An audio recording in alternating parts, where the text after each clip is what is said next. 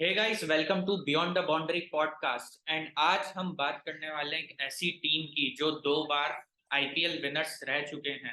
And उनका recent प्रदर्शन तो इतना अच्छा नहीं रहा है पिछले दो कुछ आईपीएल सालों में। बट इस बार उन्होंने बहुत चेंजेस करे हैं अपनी टीम में, बहुत सारे प्लेयर्स को रिलीज करा है। हम बात करने वाले हैं कोलकाता नाइट राइडर्स की। कोलकाता नाइट राइडर्स में गौतम गंभीर का भी एडिशन हुआ है एज अ मेंटर। सो गौतम गंभीर ही वो हैं जिन्होंने उनको आईपीएल जिताया था। सो क्या इस बार गौतम गंभीर उनकी ये लक लेके आएंगे, वो देखना पड़ेगा। तो सबसे पहले बात करते हैं अपन रिटेन प्लेयर की। सबसे पहला नाम वही आता है, Rinku Singh, the Chad, the Rinku Singh, the finisher. यही चल रहा है आजकल इंटरनेशनल क्रिकेट में, T20 क्रिकेट में। सो इसको कुछ इंट्रोडक्शन की जरूरत नहीं है। उसके बाद नीतीश राणा, जिन्होंने पिछले साल कैप्टनशिप करी थी केकेआर की, वो रिटेन्ड हैं। रहमान उल्लाह गुरबाज, एकदम बेहतरीन ओपनिंग बैट्समैन, अफगानिस्तान के पहली बॉल से अटैक करने का रखते हैं मादा। एंड बहुत अच्छे ओपनर साबित होंगे स्पेशली इंडियन पिचेस पे, जो पिछले साल भी उनका प्रदर्शन था बहुत बढ़िया था। उसके बाद श्रेयस अय्यर पिछले साल फिट नहीं थे, उनको इंजरी थी, इसलिए वो केकेआर की कैप्टनशिप भी नहीं कर पाए थे। लेकिन इस बार फुल्ली फिट श्रेयस अय्यर होंगे तो ऑब्वियसली केकेआर अच्छा प्रदर्शन करेगी। उसके बाद जेसन रॉय को पिछले बार मिड टूर्नामेंट में लाया गया था। एंड उन्होंने सीएसके के अगेंस्ट बहुत ही बढ़िया ओपनिंग खेली थी। एंड तो इस बार भी यही लग रहा है कि शायद रहमानुल्लाह गुरबाज और जेसन रॉय आपको ओपनिंग करते हुए दिख सकते हैं केकेआर की तरफ से। सुनील नरेन और आंद्रे रसेल, ये तो लाइक बहुत पुराना सेटअप है केकेआर का। एंड गौतम गंभीर ने उसको इंटैक्ट रखा है कि इन लोगों को रिलीज नहीं किया जाएगा। वेस्ट इंडीज के दोनों हैं एंड दोनों ही मैच विनर है। उसके बाद है श्रेयस शर्मा, इन्होंने पिछले साल डेब्यू करा था, बढ़िया लेग स्पिनर हैं। एंड बहुत अच्छी बॉलिंग करी थी पिछले साल। डोमेस्टिक में भी पहले मैच में उन्होंने 5 विकेट झटके थे, तो उनका सीजन अच्छा रहा है डोमेस्टिक में भी। एंड आईपीएल में तो ऑब्वियसली अच्छा करेंगे ही वो। अनुकूल रॉय, ये गन फील्डर है केकेआर के, जब भी कोई सब्स्टिट्यूशन होता है तो इनको अंदर भेजा जाता है। अब हो सकता है शायद इनको मैचेस भी मिले। फिर उसके बाद वेंकटेश अय्यर का एक सीजन बहुत अच्छा गया था, जो दुबई वाला याद आता है, सेकंड पार्ट जिसका था। उन्होंने इसमें हर मैच में 30-40 रन मारे थे और केकेआर को अकेले दम पे फाइनल के आसपास पहुंचाया था। उसके बाद का उनके सीजन इतने अच्छे नहीं गए, जब इंडिया से भी सिलेक्ट हुए थे तब इतना अच्छा नहीं खेल पाए। बट अब ये वाला सीजन उनके लिए रिडेम्पशन हो सकता है एंड वो शायद वापस इंडिया में अपना आ पाए।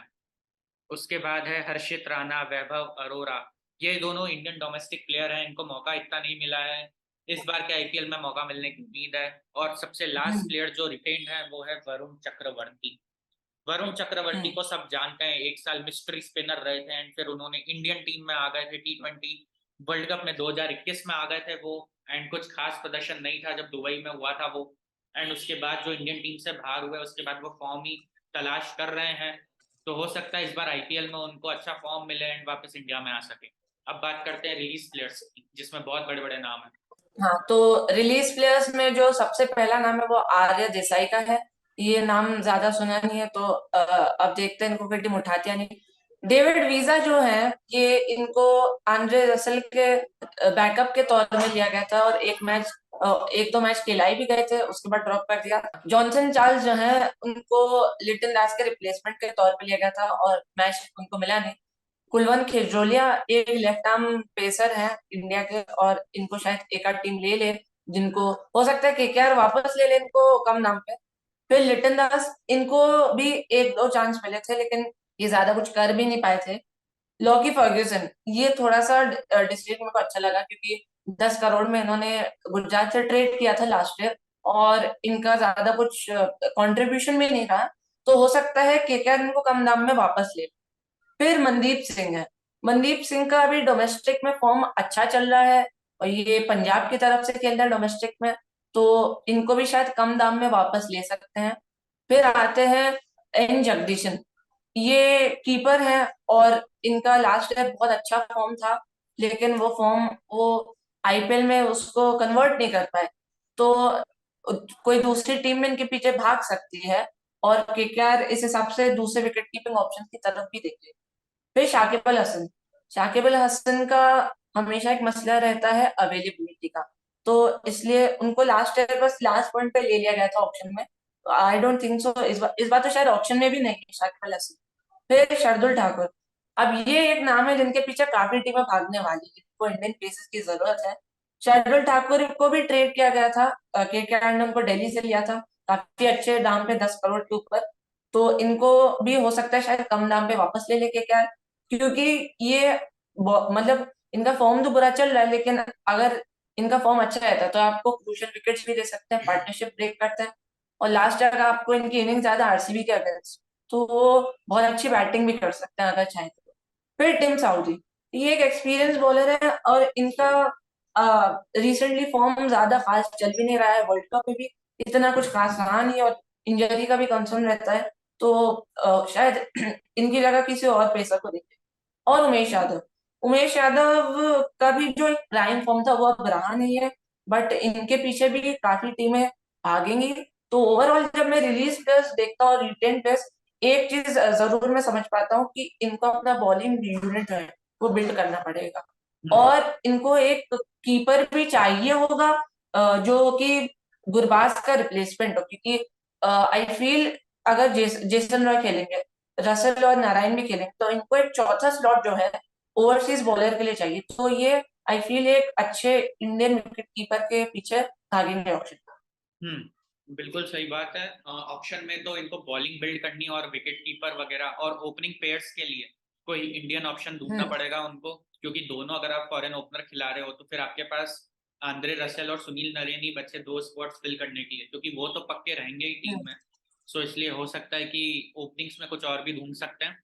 बाकी बॉलर्स हम्म। का तो हाँ बिल्ड करना पड़ेगा, क्योंकि उसमें बड़े बड़े नाम जैसे Lockie Ferguson, Shardul Thakur, Umesh Yadav, Tim Southee, Shakib Al Hasan, hmm. इन सबको टीम से इन्होंने रिलीज कर दिया है। तो मेरे को भी शॉकिंग लगा कि इतने सब बड़े बड़े नाम रिलीज कर दिए, बट ये भी लगा कि हाँ इतना ज्यादा प्राइस था उनका, तो हो सकता है रिलीज करके बाद हम्म। में कम प्राइस पे भी बाय बैक कर लें। बट वही है। और रही बात शार्दुल की, तो मेरे को वो मोर टेस्ट प्लेइंग खिलाड़ी लगते हैं एज कम्पेयर टू T20, हम्म। क्योंकि T20 में ना उनकी स्पीड आती है, इतनी बॉलिंग स्पीड नहीं है, एंड बहुत ही कॉस्टली जाते हैं जब भी बॉलिंग करते हैं। वो रहता है कि कभी कभी एक हम्म। पार्टनरशिप तोड़ देते हैं, वो कभी कभी रहता है, बट मोर और लेस उनका इकोनॉमी ज्यादा रहता है हमेशा। एंड रही बात बैटिंग की, तो बहुत ही कम चांसेस मिलते हैं बैटिंग के, क्योंकि T20 में 20 ही ओवर रहते हैं, तो बहुत ही कम चांस रहता है कि उनके तक हम्म। बैटिंग आए। सो और एक फैक्टर उनके फिटनेस का भी है। फिटनेस का भी है। वही शायद उमेश यादव का भी रहता है फिटनेस का, शाकिब अल हसन का भी रहता है। हम्म। सब इन लोगों की एज बढ़ गई है तो फिटनेस इश्यूज रहेंगे ही। बट हाँ मेरे को लग रहा है कि लॉकी फर्ग्यूसन परफॉर्म कर सकते थे इंडिया में, ऑब्वियसली उनके पास स्पीड है, मार्क वुड जैसे ही गेंदबाज हैं।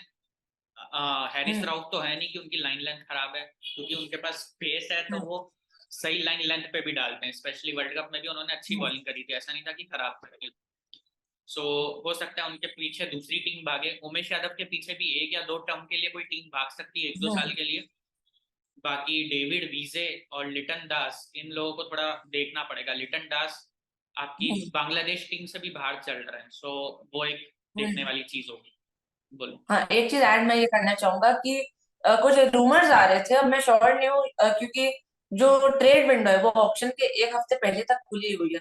रिपोर्ट आ रही थी कि केकेआर मयंक अग्रवाल को अपनी टीम में लेना चाह रही। What do you think about Mayank Agarwal को टीम में ले सकते हैं, एंड शायद उसको जेसन रॉय की जगह खिलाएंगे अगर लिया तो, क्योंकि मेरे को लग रहा है गुरबाज तो अपनी जगह पक्की कर चुके हैं, ऑब्वियसली उनका वर्ल्ड कप में इतना अच्छा इट? प्रदर्शन रहा है, तो अपनी जगह तो पक्की कर चुके हैं। जबकि जेसन रॉय का हिट एंड मिस वाला ही केस है, ऑब्वियसली कभी कभी चलते हैं कभी नहीं चलते हैं। सो मुझे लग रहा है अगर मयंक अग्रवाल आए तो वो जेसन रॉय की जगह खेलेंगे, एंड अच्छा एडिशन हो सकता है मयंक अग्रवाल, क्योंकि उनको एक विदेशी स्लॉट खाली मिल जाएगा, उसकी जगह वो कोई और ऑप्शन से बाय करके एक फास्ट बॉलर रख सकते हैं अपनी टीम में। So Mayank Agarwal is a good option, but हाँ उनको स्विंग के अगेंस्ट गेम इंप्रूव करना पड़ेगा। सो ये थी हमारी केकेआर के ऊपर बातचीत। उन्होंने अपना कोर तो इंटैक्ट रखा है, जो कि कोर होता है उनका आंद्रे रसेल और सुनील नारायण और श्रेयस अय्यर और नीतीश राणा, ये उनका कोर था बहुत टाइम से, तो ये उन्होंने इंटैक्ट रखा है। उसके ऊपर उनके पास नामी खिलाड़ी भी है, रिंकू सिंह हो गए जो बहुत जगह अपना हल्ला मचवा रहे हैं, रहमानुल्लाह गुरबाज बहुत अच्छी बैटिंग कर रहे हैं, और कुछ लोगों को प्रूव करना है जैसे वेंकटेश अय्यर हो गए या सूर्यांश शर्मा हो गए। सो ये उन्होंने अच्छी टीम रखी है, बट वो ऑप्शन में बॉलर हैवी जा सकते हैं। सो ये था हमारा एपिसोड केकेआर के ऊपर। और भी 2 टीमें बची हैं अब, आरसीबी और एमआई, उनके ऊपर बिल्कुल जल्दी बात करेंगे।